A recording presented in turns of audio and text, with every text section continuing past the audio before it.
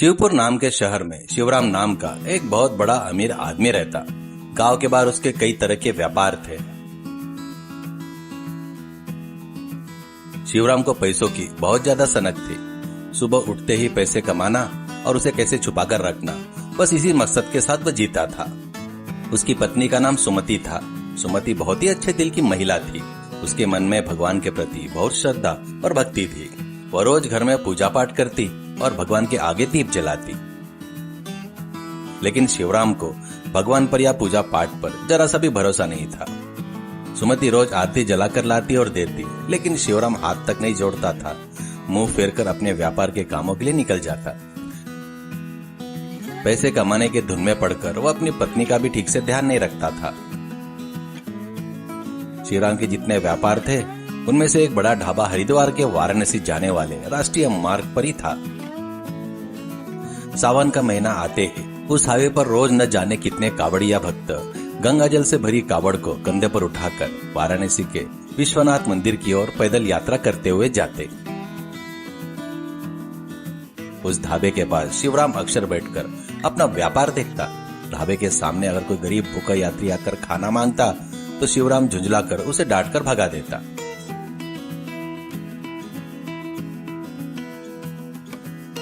एक दिन जब शिवराम ढाबे के काउंटर पर बैठा था, तभी एक बूढ़ा आदमी आया।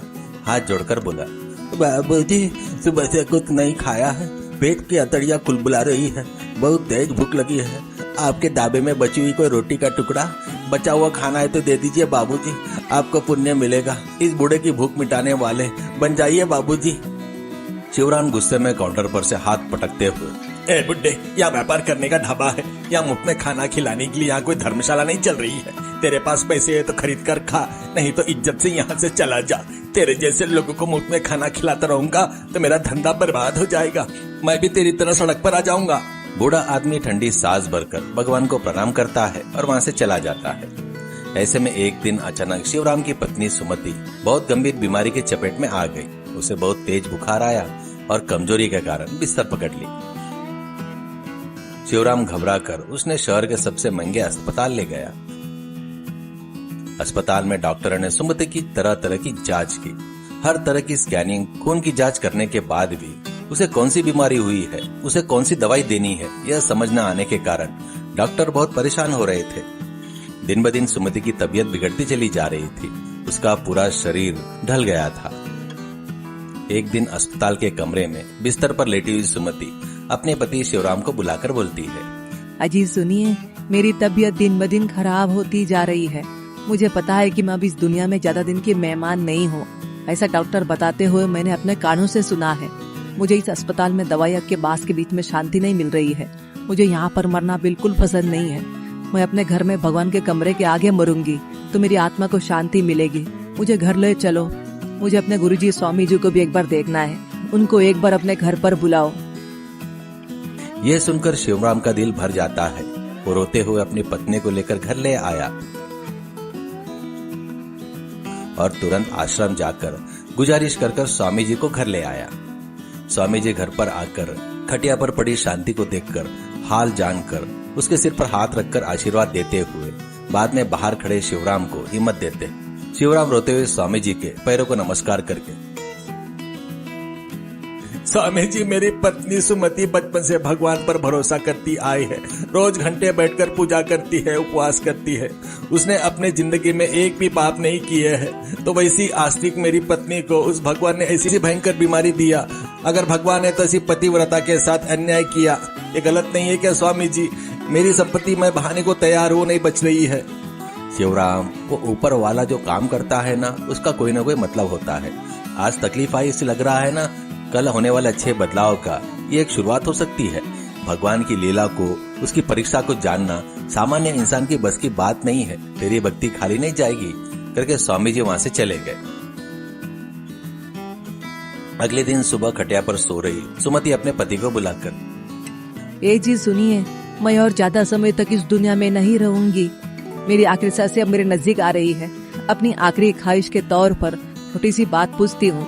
मेरी कसम खाकर कहिए, आप इसे मना किए बिना पूरा करेंगे। शिवराम पत्नी का हाथ पकड़कर आंखों में आंसू लिए। सुमति, तुम जो भी मांगोगी मैं करूंगा। मेरी जिंदगी जायदाद मांगोगी तो भी वो दे दूंगा। बताओ तुम्हारी आखिरी ख्वाहिश क्या है?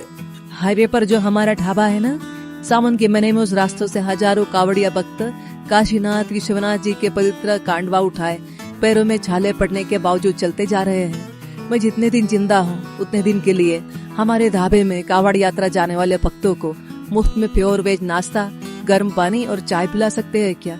उन भक्तों की भूख मिटेगी तो मेरी आत्मा को शांति मिलेगी। शिवराम के मन में यह ख्याल आया कि मुफ्त में खिलाने पर हजारों रुपए का नुकसान होगा, फिर भी मरती हुई पत्नी की आखिरी ख्वाहिश को टाल नहीं सका। शिवराम तुरंत ढाबे पर गया और ढाबे के सामने एक बड़ा सा बोर्ड लगा दिया। उस पर बड़े अक्षरों में लिखा था, प्योर वेज, फ्री फॉर कावड़ यात्रा डिवोटीज। इस ढाबे में तरह तरह के नाश्ते, गर्मा गर्म चाय, दूध तैयार करवाया गया। कावड़ उठकर जाने वाले भक्तों ने उस बोर्ड को देखा और ढाबे के अंदर आना शुरू किया। शिवराम खुद खड़े होकर उन भक्तों को पेट भरकर गर्मा गर्म देसी नाश्ता परोसने लगे। थके हारे भक्तों ने सुकून देने वाला खाना, चाय पी और शिवराम को दिल से दुआएं देने लगे।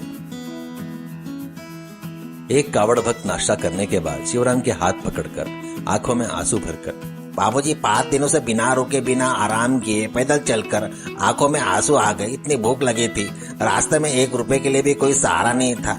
आज आपने ये जो गर्मा गर्म देसी नाश्ता करवाया है, इसने हमारी जान बचा ली। आपने हमें जीवन दान दिया है बाबूजी। आपको और आपके परिवार को वह काशी विश्वनाथ हमेशा खुश रखेगा। आपके ऊपर पहाड़ों जैसा संकट भी आया है ना, वो टल जाएगा। आपका घर हमेशा धन धान्य और अष्ट ऐश्वर्य से भरा रहेगा। भक्तों की ऐसी सच्ची दुआएं जब शिवराम के कानों में पड़ती है तो उसके दिल में एक अजीब सी शांति और असीम संतोष का एहसास होने लगा, जैसे पहले कभी हुआ ही नहीं। रोज लाखों रुपए कमाने पर भी जो खुशी नहीं मिली थी, वह भूखे लोगों के चेहरे पर मुस्कान देखकर शिवराम को मिलने लगी। पैसों के प्रति उसका लालच धीरे धीरे कम होने लगा। अचरज की बात तो ये हुई, शिवराम के ढाबे पर मुफ्त देसी नाश्ता बांटना शुरू करने के कुछ ही दिनों में घर पर बिस्तर पर पड़ी सुमति की तबीयत में सुधार होने लगा। धीरे धीरे उसका बुखार उतर गया और वह बिस्तर से उठकर चलने फिरने लायक हो गई। अस्पताल के डॉक्टर ने जब दोबारा उसकी जांच की तो वो हैरान रह गए कि यह कोई दैवीय चमत्कार है जो चिकित्सा विज्ञान की समझ से बाहर है, और सुमति पूरी तरह ठीक हो चुकी थी। कुछ ही समय में सुमति पूरी तरह स्वस्थ होकर दोगुनी ताकत और सेहत के साथ आम इंसान की तरह हो गई। घर में फिर से खुशी खुशी पूजा पाठ शुरू हो गई। शिवराम की खुशी का तो कोई ठिकाना ही नहीं रहा। एक दिन स्वामी जी शिवराम के घर पर आए।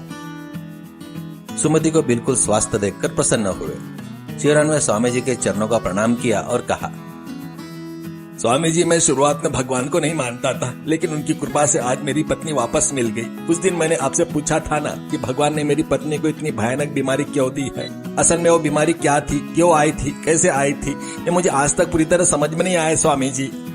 शिवराम, उस दिन मैंने तुमसे कहा था ना कि ऊपर वाला जो भी करता है उसके पीछे गहरा अर्थ होता है।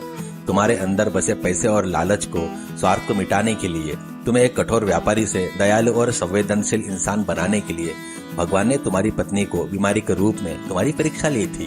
तुम्हारी पत्नी की इच्छा के रूप में तुम्हें जो मुफ्त अन्नदान किया है, उन कावड़ी भक्तों की दिल से निकली दुआओं ने आज तुम्हारी पत्नी को पुनर्जन्म देकर बचा लिया।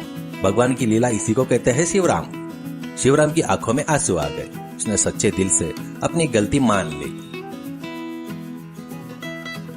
अजी सुनिए, मेरी बीमारी तो पूरी तरह ठीक हो गई ना, मैं तो अब बिल्कुल ठीक हूँ। तो क्या आप हमारे ढाबे पर कावड़ भक्तों के लिए चल रहा मुफ्त देसी नाश्ता का सेवा कार्य बंद कर दोगे क्या? क्या फिर से पुराने धंधे में लग जाओगे क्या? नहीं सुमति, उस मुफ्त भोजन के सेवा को मैं अपनी जिंदगी में कभी बंद नहीं करूंगा। सिर्फ पैसे जमा करने में कोई खुशी नहीं है। भूखे इंसान के चेहरे पर जो मुस्कान देखने में और उनका पेट भरने में जो असली खुशी है ना, उसमें भगवान बसे है। यह बात मुझे पूरी तरह समझ में आ गई। अब से हमारे ढाबे पर रोज सिर्फ कावड़ियों के लिए नहीं, बल्कि आने जाने वाले भूखे गरीब इंसान के लिए मुफ्त अन्नदान होता रहेगा। यह मेरा वादा है। सुमति ने खुशी से आंसू बहाते हुए भगवान की तस्वीर के आगे माथा टेका। स्वामी जी ने शिवराम को सहर्ष आशीर्वाद दिया। उस दिन से शिवराम अपने ढाबे पर कावड़ यात्री के लिए, भक्तों के लिए, साथ साथ रोज आने जाने वाले हर गरीब भूखे इंसान को मुफ्त में खाना खिलाने लगा। उसने पैसों का मोह छोड़ दिया और दया भक्ति वो अपनी पत्नी सुमति के साथ एक खुशहाल जिंदगी बिताने लगा। सीख। स्वार्थ और पैसे के लालच में कमाई गई संपत्ति को कभी मन की शांति नहीं दे सकती। संकट में पड़े और भूखे लोगों की मदद करना ही ईश्वर की सबसे उत्तम पूजा है। दूसरों के चेहरे पर खुशी देखने में ही इंसान की सच्ची तृप्ति और संतोष मिलता है।